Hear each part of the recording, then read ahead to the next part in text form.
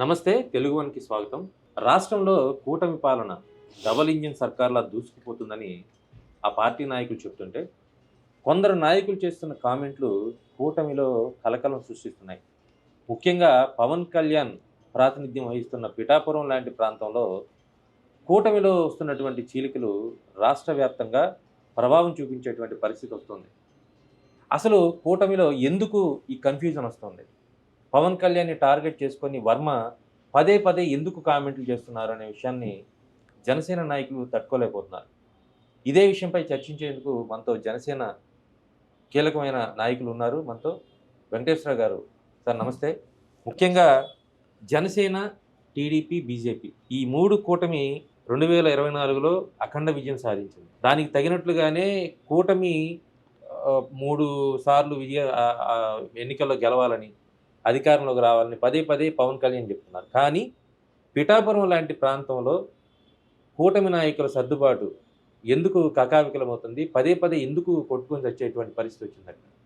వాస్తవానికి మీరు అన్నట్టుగా 2024లో ఒక అనూహ్య పరిణామం మీ అందరికీ తెలుసు. అది ఎవరు కూడా ఊహించింది కాదు. అది ఎవరు ఊహలకు అందకుండా పవన్ కళ్యాణ్ గారు రాజమండ్రి సెంట్రల్ జైలు దగ్గరికి వెళ్ళి ఆనాడు కేసులో అరెస్ట్ కాబడినటువంటి చంద్రబాబు నాయుడు గారితో పరామర్శించి మాట్లాడి బయటకు వచ్చిన తర్వాత ప్రెస్ మీట్ అంటే దాని గురించి మాట్లాడుతానుకున్నారు. కానీ ఎవరికి ఊహలకు అందని విధంగా జనసేన పార్టీ, టీడీపీ రేపు 24 ఎలక్షన్లో కలిసి వెళ్తుందని చెప్పేసి ఒక నిర్ణయం తీసుకుని బీజేపీతో కూడా నేనే మాట్లాడతాను, ఖచ్చితంగా ఈ రాష్ట్రం అభివృద్ధి చెందాలి. రాష్ట్రంలో ఈ గత 5 సంవత్సరాలు కూడా పరిణామాలు చూసాం. మనం పార్టీ పెట్టింది రాష్ట్ర అభివృద్ధి, ప్రజలకి మంచి గవర్నెన్స్ ఇవ్వాలనే, కానీ ఏదో పదవులు మనకే ఉండాలని కాదు, నా పార్టీ సిద్ధాంతం అదని చెప్పిన దగ్గర నుంచి కూడా జనసేనలో ఉన్నటువంటి మాలాంటి నాయకులందరం కూడా ఆయన ఏది చెప్తే దానికి అనుగుణంగా వెళ్దాం, రాజకీయాలు అంటే అదే కదా అని మేము కూడా అనుకున్నాం. తప్పితే మాకేదో పదవులు కావాలి, ఒకవేళ వాళ్ళతో కలిసి వెళ్ళినందువల్ల మాకు పదవులు రావేమో, సీట్లు పోతాయేమో అనే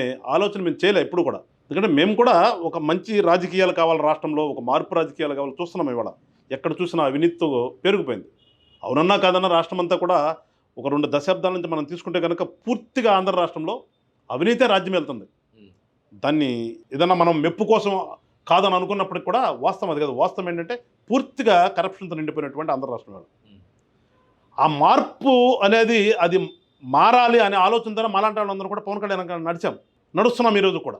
ఆ దిశగా వెళ్తేనే, ఎందుకంటే ఇప్పుడు ఎంఆర్ఓ ఆఫీస్కి వెళ్తే ఇబ్బందే, పోలీస్ స్టేషన్కి వెళ్తే ఇబ్బందే, లేదంటే మున్సిపాలిటీకి వెళ్తే ఇబ్బందే, ఎక్కడికి వెళ్ళినా కానీ ప్రజలకి ఆ కరప్షన్ అనేది అంత ఇబ్బంది పడుతున్నారు. అది లేకుండా మంచిగా ఉండాలి, అధికారంలో కూడా మార్పు తీసుకురావాలి, ఒక మంచి ప్రభుత్వం ఉంటేనే సాధ్యమవుతుందని చెప్పి మేము కూడా నమ్మాము. 24లో కలిసి వెళ్ళాము, ప్రజలు కూడా విశ్వసించారు. 124 సీట్లు ఇచ్చారు మాకు. ఆ రోజు నుంచి కూడా వీలైనంత వరకు ఎంత త్వరితగతిన గతంలో డెస్ట్రాయ్ ఉన్నటువంటి రాష్ట్రాన్ని మళ్ళా రాజధాని నిర్మాణం దగ్గర నుంచి మొదలు పెడితే మనం ప్రతి దాంట్లో కూడా కొత్తగా పంచాయతీరాజ్ నాయకుడు పంచాయతీరాజ్ తీసుకున్నాడు. పంచాయతీరాజ్ గతంలో 5 సంవత్సరాలు ఏంటి అసలు పంచాయతీ ప్రెసిడెంట్లకి ఎన్నిసార్లు పంచాయతీ ప్రెసిడెంట్లు వైఎస్ఆర్ పార్టీ సానుభూతి పరులు, ఎక్కువ మంది వాళ్ళ పార్టీతో గెలిచినటువంటి దాదాపు 95% వరకు ఉన్నటువంటి పంచాయతీ ప్రెసిడెంట్లు అందరూ కూడా జగన్మోహన్ రెడ్డి గారు ఇంటి ముట్టడికని వెళ్ళారు. మీకు గుర్తుండి ఉంటుంది, చాలా కాలం హైవే అంతా కూడా ఇనప కంచె వేసి పెట్టుంది. అలాంటి పరిస్థితుల్లో నిర్వీర్యమైనటువంటి పంచాయతీరాజ్ని పవన్ కళ్యాణ్ గారు రాగానే ఒక్కసారిగా గ్రామ సభల దగ్గర నుంచి మొదలు పెడితే మళ్ళా పంచాయతీ ప్రెసిడెంట్ ఆ పంచాయతీ ఏరియాలో నిజంగా ఒక రాజులాగా ఉండే విధంగా చేస్తేనే గ్రామాలు అభివృద్ధి చెందుతాయనే ఒక ఆలోచనతో పంచాయతీరాజ్ వ్యవస్థ అంతా కూడా ప్రక్షాళన చేసుకుంటూ వస్తున్నాం. మా ధ్యేయం ఏంటి? కూటమి ప్రభుత్వం మంచి చేయాలి ప్రజలకి, ఇక్కడ ఇగోలన్నీ తీసి పక్కన పెడదాం. మాకు వాస్తవానికి మేము నుంచుంది 21 సీట్లే. అది మా నాయకుల్లో కానీ మా శ్రేణుల్లో కానీ చాలా నిరుత్సాహం ఉంది లోపల.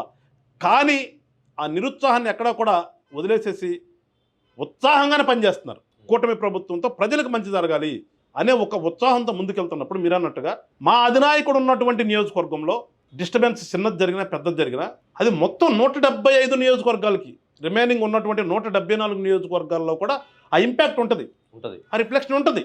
అలాంటి పరిస్థితుల్లో మరి తెలియని వ్యక్తి కాదు, ఆయనేం కొత్తగా రాజకీయాల్లోకి వచ్చిన వ్యక్తి కాదు వర్మ గారు అనే వ్యక్తి, లేదంటే తెలుగుదేశం పార్టీలో ఉన్నటువంటి పెద్దలేమి ఇవాళ మాకులాగానే 10 సంవత్సరాల క్రితం పెట్టి పార్టీ అధికారం చేయనటువంటిది కాదు. 40 సంవత్సరాల నాడు పెట్టిన పార్టీ, 3 సార్లు ఆయన ముఖ్యమంత్రి చేసినటువంటి పార్టీ, అంతకుముందు ముఖ్యమంత్రులు చేసినటువంటి పార్టీ, దాంట్లో ఉన్నటువంటి వాళ్ళు దాదాపుగా అందరూ సీనియర్ మోస్ట్ మంత్రులు చేసినటువంటి వాళ్ళే, 75 సంవత్సరాలు ఉన్నటువంటి నాయకులు ఉన్నటువంటి పార్టీ అది.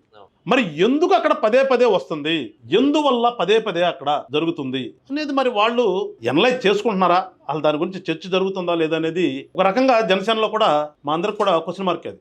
ఎందుకంటే చంద్రబాబు నాయుడు గారు పిలిచో, లేదంటే వాళ్ళ పాలిట్ బ్యూరోనో, లేదంటే వాళ్ళ పార్టీ అధ్యక్షుడో ఎందుకు మీరు ఇట్లా చేస్తున్నారని చెప్పేసి ఫస్ట్ టైమే చెప్తే రెండోసారి రిపీట్ కాదు. వాస్తవానికి మేమేమనుకుంటాం, ఒకసారి చెప్తే రెండోసారి కాదు కదా, అంటే వీళ్ళు చెప్తున్నారా లేదా అసలు అనేది సహజంగా ఏ మనిషికైనా వచ్చేటటువంటి అనుమానం అది. మరి మేము అనుమానించడంలో తప్పులేదు అనుకున్నాను నేనైతే. మాకు కూడా అనుమానం వస్తుంది. అంటే ఈ తెలుగుదేశం పార్టీ వాళ్ళు వర్మ గారికి చెప్పట్లేదా, లేకపోతే వాళ్ళు చెప్పినప్పటికీ కూడా వర్మ గారు, ఎందుకంటే గతంలో చూసాం కదా ఏదో ఇండిపెండెంట్గా వేసి గెలిచినటువంటి వ్యక్తి అని, నేను ఇక్కడ వాళ్ళు చెప్పేది పార్టీ కంటే నేను ఎబోవ్ అనుకుంటున్నాడా, పార్టీ కంటే ఎబోవ్ అని అనుకున్నప్పుడు వీళ్ళు చెబితే కనుక ఆయన ఆగిపోతే మరి పార్టీ ఏదో స్టాండ్ తీసుకోవాలి కదా, ఏదో చర్య మీద తీసుకోవాలి కదా. ఈ రోజు వరకు కూడా పార్టీ ఏమి చర్య తీసుకోవట్లేదు. ఆయన వ్యవహార శైలి అదే విధంగా ఉంటుంది. ప్రతి దాంట్లో కూడా చూస్తున్నాం, ప్రతి ప్రభుత్వ కార్యక్రమంలో ఏదో ఒకటి చేస్తున్నాడు. అలాంటప్పుడు మరి మాకు ఎట్లా అనిపిస్తుంది, మా సామాన్యంగా ఏదో ఒక ఎమ్మెల్యే నియోజకవర్గం కాదు అది, మా పార్టీ అధినాయకుడు, ఈ కూటమిలో ముఖ్య పాత్ర పోషించినటువంటి వ్యక్తి, ఈ కూటమి నిలబడడానికి కారణమైనటువంటి వ్యక్తి. వాళ్ళు యాక్సెప్ట్ చేసినా చేయకపోయినా మేము మాకు ఉంటుంది కదా, మా నాయకుడు మాకు గొప్ప, వాళ్ళ నాయకుడు వాళ్ళ గొప్పది కావచ్చు, మా నాయకుడు మాకు గొప్ప. మేము ఇవాళకి అనుకుంటున్నాం ఎస్ కూటమి కట్టబట్టే 124 సీట్లు వచ్చిన ఆంధ్ర రాష్ట్రంలో. అది ఎవరిని అడిగి ఏ అనలిస్ట్ అడిగిన చెప్తారు అది. మరి అలాంటప్పుడు మేము స్మూత్గా ఫంక్షనింగ్ అవ్వాలి, రాష్ట్రం అభివృద్ధి కోసమే కూటమి కట్టాము, అది ప్రజలకు చూపించాలి అనే ఒక తాపత్రయంతో మేము వెళ్తుంటే మరి ఆయన పదే పదే అక్కడ చేస్తున్నప్పుడు జనసేన శ్రేణులు ఏ విధంగా స్పందించాలి సార్? కానీ పిఠాపురంలో టీడీపీ అనేది లేకుండా చేయాలి, చంద్రబాబు ఫోటో కనపడకూడదు, వర్మ ఫోటో కనపడకూడదు, ఇంకొక టీడీపీ నాయకుడి ఫోటో కనపడకూడదు, మొత్తం జనసేన ఫోటోనే కనపడాలి, పవన్ కళ్యాణే అక్కడ ఉండాలి, ఇదే సూత్రం మీరు అంటే ఫాలో అవుతున్నారు అనేది వర్మ ప్రధానంగా చేస్తున్నటువంటి ఆరోపణ. ఇది వాస్తవమా? ఎందుకు మీరు అలా చేయాల్సి వస్తుంది? నాకున్నటువంటి నాలెడ్జ్లో అది చాలా తప్పది, చాలా అబద్ధం అది. నిన్న రీసెంట్గా ఆయన చేసిన గొడవలో చూస్తుంటారు మీరు, ఫ్లెక్సీ మీద ఒక పక్కన చంద్రబాబు నాయుడు గారు ఉంటే ఒక పక్కన పవన్ కళ్యాణ్ గారు ఉన్నారు. మరి ఇంకా ఫోటో లేకుండా చేసింది ఎక్కడ? పోనీ అదే నేను అడుగుతున్నాను, అదే వర్మ గారిని అడుగుతున్నాను, లేదు వాళ్ళ తెలుగుదేశం వాళ్ళు అందరిని అడుగుతున్నాను. 174 అది తీసిన తర్వాత మిగిలినటువంటి 174 నియోజకవర్గాల్లో ఎన్నిసార్ల మా పవన్ కళ్యాణ్ గారిని ఫోటోని పెడుతున్నారండు? ఏదో ప్రోటోకాల్ అనేది అక్కడ కనిపించకుండా ఒక చిన్నది పైన పెడుతున్నారా, నిజంగా ప్రాధాన్యత ఇచ్చి పెడుతున్నారా? మా లోకల్ నాయకుల యొక్క ఫోటోలు ఎవరైనా వాళ్ళు వేస్తున్నారా? ఫర్ ఎగ్జాంపుల్ గుంటూరు జిల్లా తీసుకుంటే నేను జిల్లా అధ్యక్షుడు, నేను మాకు తెనాలి ఒక్క నియోజకవర్గం ఉంది, కడమ నియోజకవర్గాల్లో మా పాత్ర ఎంత ఉంటుంది? తెనాలిలో మీదే హవాగా, తెనాలిలో టీడీపీ వాళ్ళు లేకుండా మా ఎక్కడైనా ఫ్లెక్సీలు ఒకటి చూపించండి. ఈవెన్ తెనాలి నియోజకవర్గంలో జిల్లా అధ్యక్షుడు నా ఫోటో ఉండదేమో కానీ రాజేంద్ర ప్రసాద్ గారి ఫోటో ఉంటుంది అక్కడ. వాళ్ళ ఫ్లెక్సీలు తీసేస్తున్నారని గోల్ చేస్తున్నారు కదా, అది అబద్ధంలో అండి, అది కావాలని చెప్పి వాళ్ళు చేసిన ఇష్యూ అది. చెప్తానండి, నా ఫోటో అన్న లేకుండా తెనాల్లో ఫ్లెక్సీ ఉంటుందేమో కానీ ఆల్పాటి రాజా గారు ఫోటో లేకుండా ఫ్లెక్సీ ఉంటుంది మా వాళ్ళు జనసేన వేసినవి కూడా. ఇప్పుడు ఫ్లెక్సీ మీద ఫోటో అనేది ప్రాధాన్యత కాదు కదా, మేము ఎప్పుడు దాన్ని ప్రాధాన్యత తీసుకోవట్లేదు. మేము ఎక్కడ దాని ప్రోటోకాల్లో లేదా ఇంకోటి మమ్మల్ని లేదో తెలుగుదేశం గవర్నమెంట్ మేము ఎక్కడ కోరుకోవట్లా. అసలు ఎందుకు సార్ అన్ని ప్రభుత్వ కార్యాలయాల్లో చంద్రబాబు సీఎంగా ఫోటో ఉంటుంది, అదేవిధంగా డిప్యూటీ సీఎంగా పవన్ కళ్యాణ్ ఫోటోలు పెడుతున్నారు, ఇంకా దానికన్నా ప్రోటోకాల్ ఏముంటుంది? ఎక్కడైనా సరే ఈ 174 నియోజకవర్గాల్లో మా వాళ్ళు ఎప్పుడైనా గొడవ చేసిన సందర్భం చూపించండి ఎక్కడైనా. కంపేర్టివ్లో నువ్వు ఎక్స్ ఎమ్మెల్యేవి, వాళ్ళ నీకు ప్రయారిటీ ఇస్తున్నాం, అక్కడ ప్రతి కార్యక్రమానికి నిన్ను పిలుస్తున్నాం. అదేవిధంగా 174 నియోజకవర్గాల్లో మమ్మల్ని పిలుస్తున్న నియోజకవర్గం అక్కడ చూపించమనండి. అయినప్పటికీ మేమేం మాట్లాడుతుందిగా, మేమేమే ఇప్పుడు మాకు పీఓసీలు ఉన్నారండి, మాకు సిస్టమ్ పెట్టుకున్నాం, పీఓసీలు ఉన్నారు. పోనీ ఎంతమంది మా పీఓసీలు పిలిచి గౌరవిస్తాను, అన్ని తీసేయండి సరే, జిల్లా అధ్యక్షుడు కాబట్టి అన్ని తిరుగుతాను కూడా అని పిలవచ్చు. ఎన్నిసార్లు పిలుస్తున్నారు? మా వాళ్ళు ఫోటోలు వేస్తున్నారు వీళ్ళు ఏమన్నా? మా పీఓసీ ఫోటోలు వేసి ఎన్నిసార్లు పెడుతున్నారు వీళ్ళు? చూపించమనండి ఎక్కడైనా. మీరు చెప్పేది క్షేత్రస్థాయిలో ఉన్నట్టు. మరి మేమేమి యాగి చేయట్లేదు కదా, మేము అక్కడ చంద్రబాబు ఫోటో పెట్టట్లేదని కదా వాళ్ళు. చంద్రబాబు ఫోటోలు అక్కడ ఎక్కడుందో చూపించమండి అన్ని. ఇప్పుడు ఒకసాట వాళ్ళు అధికారులు, అది పూర్తిగా అధికారిక కార్యక్రమం, మేము వేసి ఇచ్చిన ఫ్లెక్సీలు కాదు అవి, మా జనసేన వేసి కట్టిన ఫ్లెక్సీ కాదు అది, అది అధికారులు వేసినటువంటి ఫ్లెక్సీ. ఖచ్చితంగా సీఎం గారి ఫోటో అధికారులు వేసినటువంటి ఫ్లెక్సీ అది. ఆయన మాట్లాడారు, ఆయన మాట్లాడదాం, అక్కడ మాకు సంబంధం లేదు. అధికారులు పెట్టినటువంటి ప్రోగ్రామ్ అది, అధికారులటు చెక్కులు ఇవ్వడానికి పిలిచినటువంటి కార్యక్రమం. దాంట్లో కూడా మాకు పవన్ కళ్యాణ్ గారు కొంతమంది అక్కడ పెట్టారు కాబట్టి వాళ్ళని పిలిచారు, అట్లాగే ఆయన కూడా పిలిచారు. ఆయన వెళ్ళాడు, మా వాళ్ళు వెళ్ళారు. మేము జనసేన చేసిన ప్రోగ్రాం కాదు అది, అధికారులు చేసిన ప్రోగ్రాం అది. దాంట్లో వెళ్ళేటప్పుడు వాళ్ళు అక్కడ లోకల్ ఎమ్మెల్యే కాబట్టి ఆయన చెప్తుంది ఏంది అక్కడ పీడి లోకల్ ఎమ్మెల్యే గారు కాబట్టి ఆయనకు స్వాగతం అని కట్టామండి. లోపల దాంట్లో కార్యక్రమం జరిగేటటువంటి స్టేజ్ మీద ఏదైతే ఉందో అక్కడ ముఖ్యమంత్రి గారి ఫోటో ఉంది, కడమ వాళ్ళ ప్రోటోకాల్ కూడా ఎవరు వాళ్ళే కూడా పెట్టాము. సో ఇక్కడ కూడా మేము పెట్టి ఉండాల్సిందేమో, అబ్బాయి మా మిస్టేకు, ఇది ఇక్కడ రిపీట్ కానోమని చెప్పి ఒక పక్కన అధికారి చెప్తుంటే నువ్వు నీ పక్కన వేసుకొచ్చిన వాళ్ళందరూ ఊరికే కేకలేసి అరుపులేసి అదేమంటే మా వాడిని నెట్టారంటారు. అబద్ధం, అది నేను కనుక్కున్నాను. ఇతను ఇష్టం వచ్చినట్టుగా నోరేసుకుని కేకలేసిన తర్వాత ఎందుకంటే గొడవ ఎందుకు, ప్రోగ్రామ్ అయిపోతుంది కదా, ఆయన తప్పు ఒప్పుకున్నాడు అని చెప్పేసి మా వాళ్ళు మాట్లాడితే దాని మీద రియాక్ట్ అయింది. కానీ ఎక్కడా కూడా మా వాళ్ళు ఆయన నెట్టడం కానీ ఆయన మీద చేయటం కానీ జరగల. ఆయన మొదటి నుంచి రెచ్చగొట్టే ధోరణే ఉన్నాడు. మేమేమంటాం, ఈ రోజుకు కూడా మేము సమయం పాటిస్తున్నాం. మేము మా నాయకుడు ఇచ్చినటువంటి పిలుపుని మేము గౌరవిస్తున్నాం. మరి నువ్వు ఎంతవరకు గౌరవిస్తున్నావు? ఈ తెలుగుదేశం వాళ్ళందరూ కూడా చంద్రబాబు నాయుడు గారు చెప్పినప్పుడు ఎంతవరకు గౌరవిస్తున్నాను అనేది వాళ్ళు ఒకసారి అనలైజ్ చేసుకోవాలి.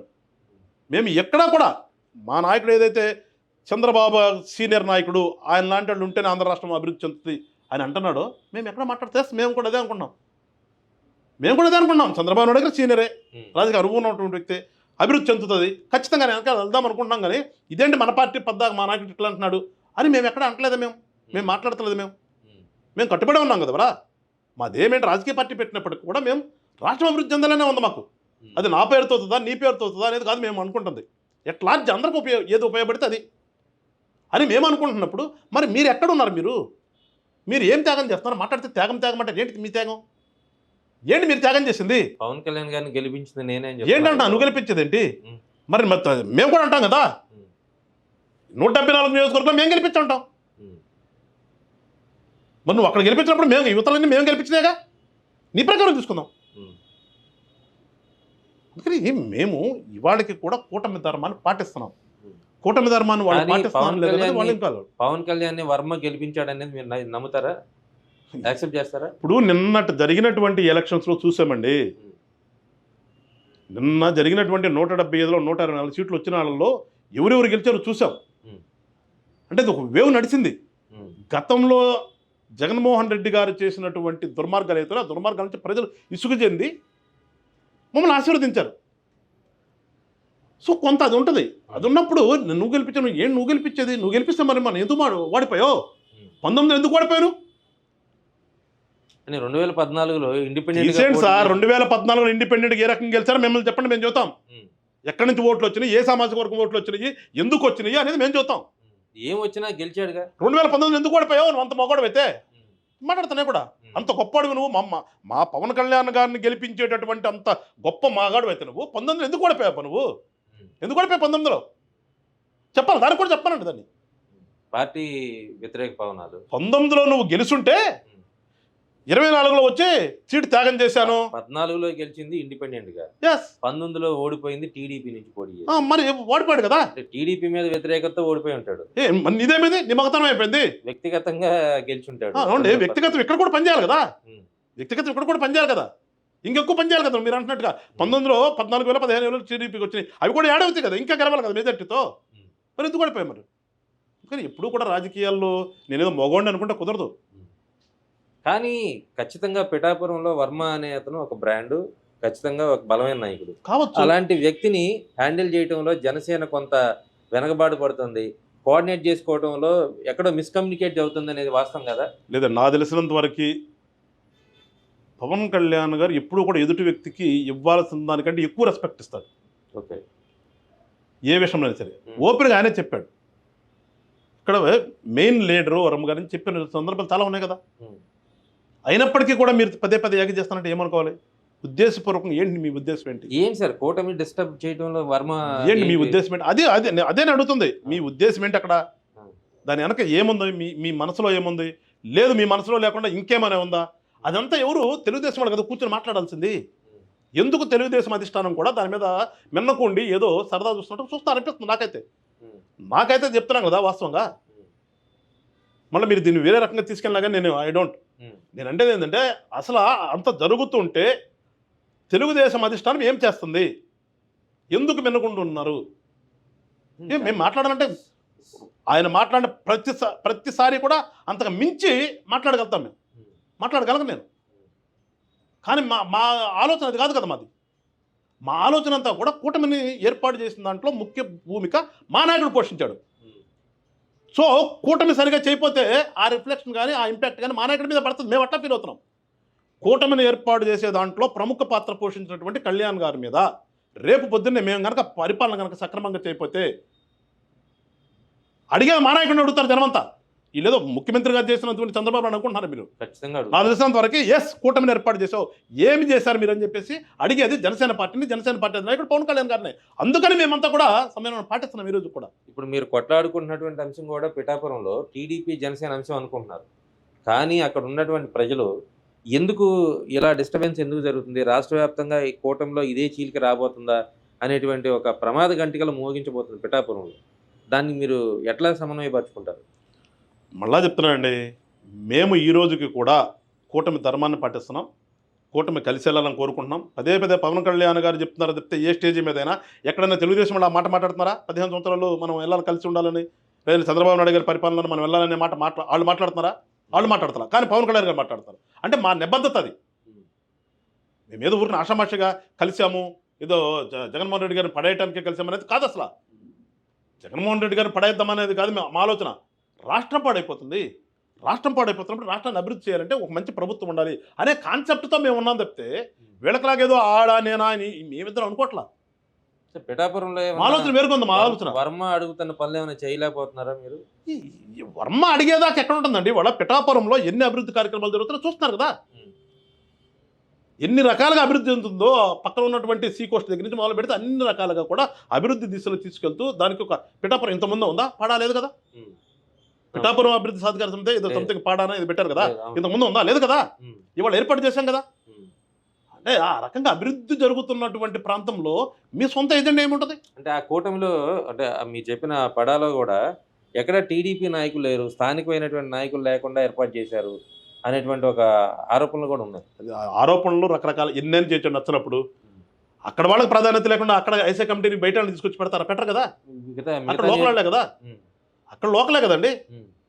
ఇప్పుడు తెలుగుదేశం వాళ్ళు ఇప్పుడు రాష్ట్రంలో జరుగుతున్న కమిటీలు ఉన్నాయి, చాలాసార్లు కమిటీలు వేస్తాను కదా. నామినేటెడ్ కమిటీలు అన్నింటిలో ఎంత పాత్ర ఉంటుందో మా పాత్ర లేదని చెప్పేసి మేమేమన్నా గొడవ చేస్తున్నామా? మేమేం గొడవ చేయట్లేదు. మేము లేదు, ఒకసారి కూటమి కట్టిన తర్వాత సర్దుకుపోయేటటువంటి మనస్తత్వం ఉండాలి కదా. సర్దుకుపోతేనే కదా తెలిసేది. ఆ సర్దుకుపోవడం అనేది మేము చేస్తున్నాము. మీరేం చేస్తున్నారన్నారు? మీరు చేసేదంతా మాతో కంపేర్ చేసుకుంటే, జనసేనతో కంపేర్ చేసుకుంటే మీరెంత? మీ సర్దుకుపోయేదారు అనేది 1% లేదు. మేము 99% మేము సర్దుకుని వెళ్తున్నాం కదా. మేము త్యాగాలు మీవా మాదా? రాజకీయంగా వచ్చిన తర్వాత రాజకీయంలో ప్రతి వాడు కూడా రాజకీయంగా ఏదో రకంగా ఎదగాలని చూస్తాడండి. రాజకీయంలో ఎవరు రారు. సేవ అనేది ఉన్నప్పటికీ కూడా ఆ సేవ కూడా ఒక పదవి ద్వారా చేద్దామనే ఆలోచన ఉంటుంది. ఏదో ఒక పదవి, రాజకీయాల్లో పదవి కోసం ఉంటారు ఖచ్చితంగా. నాకు ఆశ లేదనేది అబద్ధం ఎవడని చెప్తుంది. కానీ అలాంటి ఆశ పెట్టుకోవటం వర్మ కూడా ఒక ఆశ. అలాంటిది మేము ఎందుకు పెట్టుకోవాలన్నాను? వర్మ కూడా ఒక ఆశ. అరే ఈ రాష్ట్రంలో ఉన్నటువంటి 175 నియోజకవర్గంలో ఎవరండి వర్మ? ఏంటంటే ఆయన స్పెషాలిటీ? పవన్ కళ్యాణ్ గెలిపి ఇండిపెండెంట్ గా ఈ రాష్ట్రంలో గెలిచాడు లేరా? ఇంతకుముందు ఏమన్నా ఈ రాష్ట్రంలో ఇండిపెండెంట్ గా ఏం గెలవాలి? ఆయన కూడా గెలిచాడేమన్నా? ఎంతమంది గెలిచారు ఇండిపెండెంట్ గా? ఈ పవన్ కళ్యాణ్ గారు చెప్తున్నారు కీలకమైన నాయకుడు పిఠాపురంలో. ఎస్, మేము గౌరవిస్తున్నాం. మేము ఇచ్చేటటువంటి గౌరవం అది మేమే కాదని చెప్పలేదు కదా. గౌరవిస్తున్నాం. గౌరవించేటప్పుడు గౌరవింపబడాలి. ఆ గౌరవం తగ్గించుకునేటట్టుగా ఆయన చేస్తే మేమేం చేయలేము కదా. మేము గౌరవిస్తామన్నా బాబు అంటే నాకు గౌరవం వద్దంటే మేమేం చేస్తాం దానికి? కానీ నేను వాట్ ఐ ఫీల్, తెలుగుదేశం అధిష్టానం దీని మీద ఎంత తొందరగా స్పందించి తగు చర్యలు తీసుకుంటే బాగుంటుంది. అదర్వైజ్ జనసేనలో ఉన్న వాళ్ళందరూ కూడా ఎంత సానుకూలంగా ఉంటారో, ఏమైనా ఇష్యూ వస్తే అంతకు మించి రెట్టింపు ఏంటంటే తొక్కి పెడితే ఎంత గట్టిగా తొక్కితే అంత పెద్ద కలిసిదంటారు. అలాంటి వాళ్ళే కానీ మరీ ఏదో ఇక్కడ మీరు కొడుతున్నారు కదా అని చెప్పేసి తొక్కించుకుంటా ఉంటానైతే ఉండేవాళ్ళు కాదు. కానీ ఎందుకు తొక్కుబడి ఉంటున్నారు? రాష్ట్ర అభివృద్ధి కోసం తొక్కుబడి ఉంటున్నారు. చంద్రబాబు నాయుడు నిజంగానే సీనియర్ మా నాయకుడు చెప్పినట్లుగా ఆయన టైంలో రాజధాని నిర్మాణం అవ్వాలి, ఈ రాష్ట్రంలో పెట్టుబడులు రావాలి, కంపెనీలు కట్టాలి, ఇక్కడే మన పిల్లలు ఇక్కడే ఉద్యోగాలు చేసుకున్నట్టు ఉండాలి. ఇదన్నీ కూడా కాస్త తెలిసిన వ్యక్తి కాబట్టి ఆయన అండర్లో వెళ్దామని మేము అనుకుంటుంటే మీకేంటరా బాబు ఇబ్బంది? మీ వెనకాలే మేము వస్తున్నాం కదా. మా వెనకాలే మిమ్మల్ని రమ్మంటారు కదా, మీ వెనకాలే వస్తున్నాం కదా. మీరు పిలిచినా పిలవపోయినా మేము వస్తుంటే ఇలా మీరు వచ్చి యాగి చేస్తుంటే మరి ప్రజలు ఏ రకంగా అర్థం చేసుకుంటారు అనేది మీకు ఉండాలి కదా. కానీ మీరు ఒకలాగా చెప్తున్నారు, కానీ పిఠాపురంలో వర్మ అంటే వ్యాపారాలు చేసుకోవడానికి కానీ లేకపోతే ఇంకో దానికి కానీ కూటమి ఎక్కడో సహకరించట్లేదు, జనసేన నాయకులు అడ్డుపడుతున్నారు. మొన్న ఈ మధ్య ఏదో ఒక 100 కోట్ల రూపాయల స్థలం కూడా లీజుకి ఇచ్చేటువంటి క్రమంలో కూడా జనసేన నాయకులు పదే పదే అడ్డుపడ్డారు అనేది ఒక ఆరోపణ వచ్చింది. అది కూడా వర్మకి కొంత ఆగ్రహం తెప్పించినటువంటి పరిస్థితి కాదంటారా? నాకు తెలిసినంత వరకు అలా ఏమి ఉండదు. మా వాళ్ళు అడ్డుపడతారనేది ఉండదు. అడ్డుపడరు, అడ్డుపడం కూడా. కానీ మీరు చెప్పినట్టుగా అది లీగల్గా లేకుండా ఇల్లీగల్ అయితే మా వాళ్ళు ఎవరైనా అడ్డం చెప్తే తప్పేం కాదు. అది ఏదైనా లీగల్గా ఉండాలని కోరుకుంటున్నాను జనసేనలో. జనసేన ఇల్లీగల్ పనులకి ఏదైనా కూడా ఒప్పుకునేటటువంటి నాయకులు మా వాళ్ళు కాదు.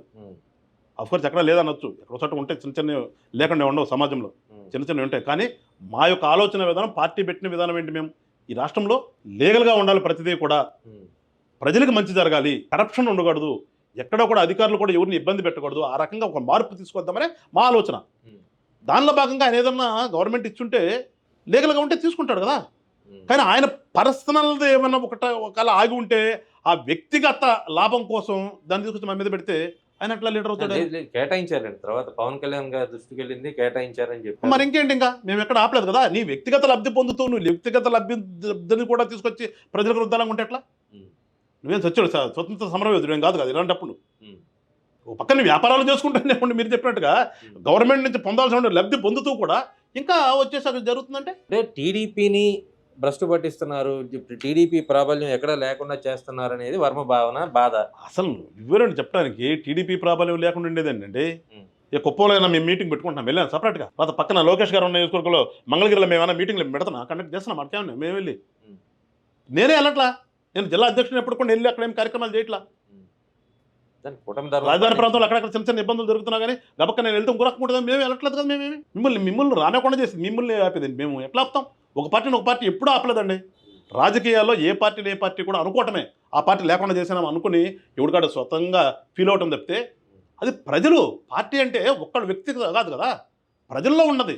ప్రజలు ఏ అభిమానంతో ఉంటే, ఏ పార్టీ మీద అభిమానంతో ఉంటే, ఏ పార్టీ నాయకుడి మీద అభిమానంతో ఉంటే పార్టీ ఆటోమేటిక్గా వస్తుంది. అందుకని ఏదో ఒక్క నాయకుడు జెండా పట్టుకునేంత మాత్రం అదే పార్టీనా కాదు కదా. జల్లు ఉన్నదని ఎవరికి అడగలేం. అందుకే కదా మొన్న 124 సీట్లు వచ్చింది మా కూటమికి. కానీ మీరు ఇలా కొట్టుకుంటా ఉంటే ప్రజల్లో ఒక అసహనం అయితే వస్తుంది కదా. ఏంటండి ఒక్కటి ఇక్కడ కొట్టుకోవట్లేదు, మీరు కూడా గమనించండి. కొట్టుకోవట్ల, పిఠాపురంలో కూడా కొట్టుకోవట్ల. ఆయన వన్ సైడ్గా అరుస్తూ కూర్చుంటున్నాడు అంతే. ఆయన అరుపులకి మేము ప్రతి అరుపు అరవట్ల. ఈ రోజు కూడా మేము అరవాల. ఆయన దానికి ప్రతిగా మేము ఎక్కడ స్పందించడం ఇంతవరకు కూడా. ఎందుకంటే కొట్లాట అనేది లేదు అక్కడ. ఆయన ఏదో పాపం మరి ఎందువల్ల అది పడుతున్నాడో ఆయనకి తెలియాలి, తెలుగుదేశం పార్టీ అధిష్టానానికి తెలియాలి. నేను సూటిగా అడిగింది ఏంటంటే, కొట్టుకోవడం అంటే కర్రలు పెట్టుకుని కొట్టుకోవడం కాదు. మాటల యుద్ధం జరుపుతున్నప్పుడు పవన్ కళ్యాణ్ ప్రాతినిధ్యం వహిస్తున్నారంటే పిఠాపురంలో ఒక రాష్ట్ర డిప్యూటీ సీఎం, కూటమి ధర్మాన్ని కాబట్టినటువంటి ఒక కీలక నాయకుడు, కాదనలేము దీన్ని. అలాంటి నాయకుడి కాన్స్టెన్సీలోనే ఇబ్బంది జరుగుతుంది, గొడవ జరుగుతుంది అన్నప్పుడు మీరన్నట్లుగా 174 నియోజకవర్గాల్లో కూడా ఈ ప్రభావం పడుతుంది కదా. అది కూటమికి ఇబ్బంది కదా అని నేను అడుగుతున్నాను. ఎట్లా సెట్ చేసుకుంటారు? ఈ పూటకి కూడా, ఈ నిమిషానికి కూడా మేము కట్టుబడి ఉండి ఎక్కడా కూడా మేము చేయట్లేదు. చెప్పినట్టు ఆ బాధ్యతని పిఠాపురంలో జరుగుతున్నటువంటి ఏదైతే డిస్టర్బెన్స్ ఉందో ఆ డిస్టర్బెన్స్ని కంట్రోల్ చేయాల్సింది తెలుగుదేశం అధిష్టానం. అది లేకుండా చేయవలసింది వాళ్ళు. మరి వాళ్ళు ఎందుకు చేయట్లేదు అనేది వాళ్ళకి వదిలిపెడుతున్నాను. ఇది కంటిన్యూ అవ్వటం అనేది కూటమికి మంచిది కాదు, ప్రజలు అనుకుంటున్నారు, మనం అనుకుంటున్నాం.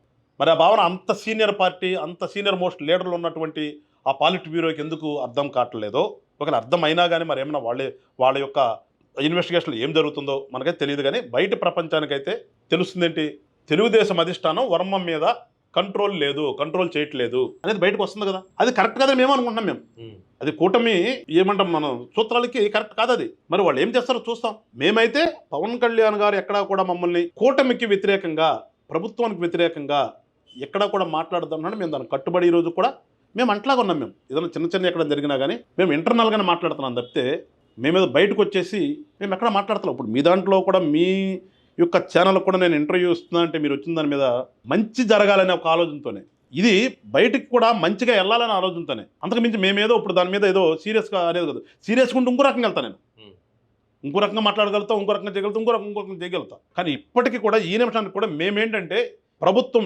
నిశ్చలంగా నిలకడగా ఒక ప్రభుత్వం ఉంటేనే ప్రజలకు మంచి జరుగుతుంది. మేము రాజకీయాల్లోకి వచ్చిందో మంచి జరగాలనే, మా గుంటూరు జిల్లా అభివృద్ధి చెందాలనే, గుంటూరు జిల్లాలో ఉన్నటువంటి 17 నియోజకవర్గాలు అభివృద్ధి చెందాలనే, ఇక్కడ ఉన్నటువంటి చదువుకునే పిల్లలందరికీ కూడా చుట్టుపక్కల ఏదో కంపెనీ వస్తే ఇంటి దగ్గర నుంచి వెళ్ళి ఉద్యోగం చేసుకోవాలని ఒక ఆలోచనతోనే మేమున్నాం. నాకేదో పదవి వచ్చేయాలి, నేను నేనేదో ఎమ్మెల్యే గెలిచిపోవాలి, మంత్రి పదవి ఆలోచనతో మా నాయకులు ఎవరు లేరు. అది సాధ్యం కూడా కాదు. అది ఆశతో వస్తాం, ఆశ ఉంటుంది మనకి, ప్రతి ఆశ తీరదు కదా. మేము ఈ రోజు కూడా అట్లాగే ఉన్నాం. కానీ ఉన్నటువంటి స్నేహభారంగా ఉన్నటువంటి కూటమిలో ఉన్నటువంటి ఆ పార్టీ కూడా ఆ రకంగా ఆలోచించమని నేను కోరుతున్నాను ఇప్పుడు కూడా.